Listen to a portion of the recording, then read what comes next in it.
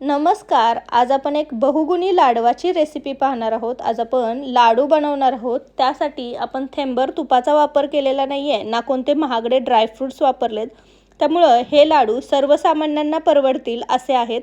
या लाडूमुळे तुमची रोगप्रतिकार शक्ती वाढते, तुमच्या हृदयाचं आरोग्य सुधारतं, शरीरातलं हिमोग्लोबिन वाढतं, रक्ताचा पुरवठा सुरळीत होतो. भरपूर हे लाडू फायदेशीर आहेत शरीरासाठी. इम्युनिटी एक लाडू सकाळी खाल्ला तर 2 ते 3 तास भूक लागत नाही. तर असा हा इम्युनिटी बूस्टर लाडू कसा बनवायचा ते आज आपण पाहूयात. चला तर मग वेळ न घालवता रेसिपीला सुरुवात करूयात. तर रेसिपी बनवण्यासाठी इथे मी गॅसवरती एक पॅन ठेवलेला आहे. पॅन किंवा कढईचा वापर तुम्ही करू शकता. यामध्ये मी एक मोठी वाटी भरून शेंगदाणे घेतलेले आहेत. गावरान शेंगदाणे आहेत. ह्या शेंगदाण्यामध्ये कॅल्शियमचं प्रमाण जास्त असतं. तर हे शेंगदाणे आपण लाडू बनवण्यासाठी वापरणार आहोत. तुम्ही बाहेर दुकानात मिळतात ते शेंगदाणे वापरले तरीही चालेल. आता पहिले 2 मिनटं गॅसची फ्लेम आपण हाय ठेवणार आहोत, जेणेकरून शेंगदाणे गरम होतील आणि नंतर लो फ्लेमवरती आपण हे शेंगदाणे छान खरपूस होईपर्यंत भाजून घेणार आहोत. साधारण 7 ते 8 मिनिटांमध्येच आपले शेंगदाणे छान खरपूस भाजायला सुरुवात होते. तुम्ही पाहू शकता की याची साल निघायला लागलेली आहे आणि हे छान तडतड उडायला लागलेत, म्हणजे आपले शेंगदाणे व्यवस्थित भाजले गेलेले आहेत. शेंगदाणे जेवढे व्यवस्थित भाजाल तेवढे लाडू जास्त दिवस टिकण्यास मदत होते. तर आता हे शेंगदाणे आपण एका प्लेटमध्ये काढून हे थंड करून घेणार आहोत. तर साधारण 5 ते 10 मिनिटांमध्येच आपले शेंगदाणे छान थंड झालेले आहेत. आता हे शेंगदाण्यांच्या आपण साली काढण्याच्या 2 ते 3 पद्धती मी तुम्हाला सांगते. एकतर तुम्ही हाताने चोळून अशा साली काढून घेऊ शकता, किंवा तुम्ही एखाद्या सुती कापडामध्ये हे शेंगदाणे घालून हे व्यवस्थित वरून चोळून घेतले तरी याच्या साली भरपूर प्रमाणात निघून जातात. किंवा एखाद्या वाटीचा किंवा पेल्याचा किंवा तांब्याचा वापर करून तुम्ही असे रगडून ह्याच्या सगळ्या साली काढून घेऊ शकता. साल काढून घ्यायची आणि नंतर शेंगदाणे व्यवस्थित पाखडून घ्यायचे. सुपाचा किंवा ताटाचा वापर करून हे शेंगदाणे तुम्ही साली काढून घेऊ शकता.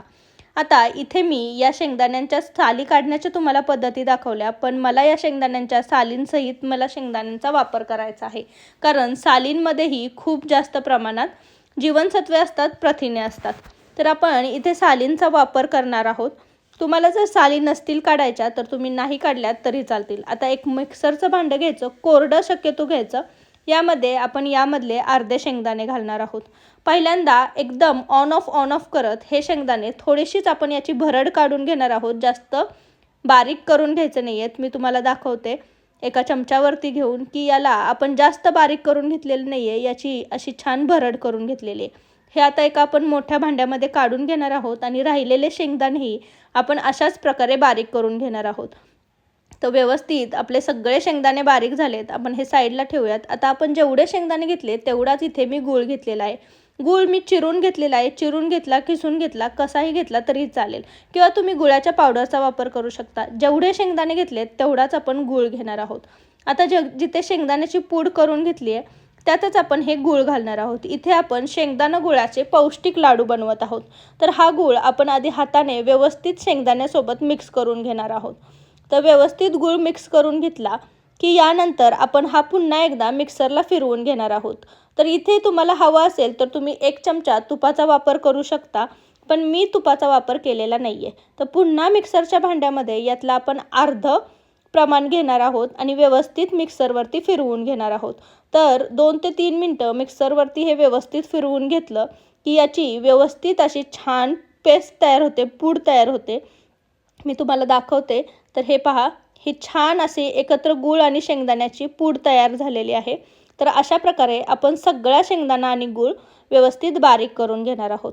आता तुम्हाला यामध्ये ड्रायफ्रूट्स वापरायचे असतील तर ड्रायफ्रूट्स वापरताना भाजून मग त्याचा वापर करायचा. ड्रायफ्रूट जेवढे जास्त चांगले भाजले असतील तेवढे आपले शेंगदाण्याचे लाडू टिकायला मदत होते. तर आता याचे आपण छान लाडू बांधून घेणार आहोत. तुम्ही पाहू शकता की याला थेंबरही तुपाचा वापर मी केलेला नाही आहे, तरी मस्त असे लाडू वळले जात आहेत. कारण शेंगदाण्याला स्वतःचा तेलकटपणा असतो आणि गूळ आपण बारीक करून घेतल्यानंतर त्याला छान पाणी सुटतं, त्यामुळं हे छान असे लाडू वळले जातात. तर हे असे मस्त असे लाडू तयार झालेले आहेत. याला व्यवस्थित गोलाकार आकार द्यायचा आणि मस्त असे हे सर्वसामान्यांना परवडतील असे शेंगदाणा गुळाचे लाडू तयार झालेले आहेत. अगदी पौष्टिक असे हे लाडू तयार होतात. तुम्ही पाहू शकता छान असा याला आकार आलेला आहे. तुम्हाला जेवढ्या छोट्या आकारात, मोठ्या आकारात लाडू हवेत तसे तुम्ही बनवून घेऊ शकता. तर असे हे पौष्टिक गूळ शेंगदाण्याचे लाडू आज आपण करून पाहिले. अगदी पौष्टिक आहेत, त्यामुळे हिमोग्लोबिन वाढण्यास मदत होते. तर असे हे पौष्टिक बहुगुणी उपयोगी लाडू तुम्ही रोज सकाळी एक लाडू तुमच्या लहान मुलांना किंवा घरातली मोठी माणसं असतील त्यांना दिला तर याचे फायदे तुम्हाला नक्कीच जाणवतील. हा लाडू तुम्ही 3 ते 4 वाजता जेव्हा चहाची वेळ असते त्यासोबत घेतला तरीही चालेल. तर असा हा बहुगुणी लाडू तुम्ही एकदा नक्की बनवून पहा. कसा झालेला मला कमेंटमध्ये नक्की सांगा.